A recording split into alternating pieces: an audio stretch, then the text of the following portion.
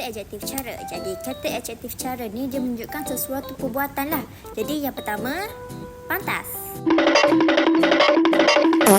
Kedua, perlahan.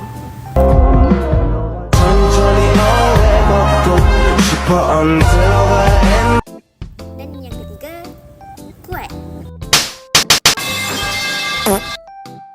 Yang kedua, panca indera. Panca indera ni kita akan menjelaskan sesuatu menggunakan diri manusia. Contohnya, sejuk. Yang kedua, panas. Shoo. Yang ketiga, masak. Yang ketiga iaitu kata adjektif warna. Ini warna hijau. Yang kedua, ini warna putih. Hihihihi. Dan yang ketiga, ini warna biru. Kereta sesap ni. Seterusnya, kata adjektif ukuran. Kata adjektif ukuran saya nak bagi tahu 3 je. 3 je tau. Meh dengar.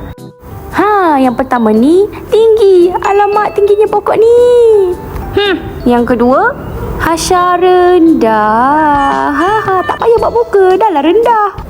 Yang ketiga, panjang. Panjangnya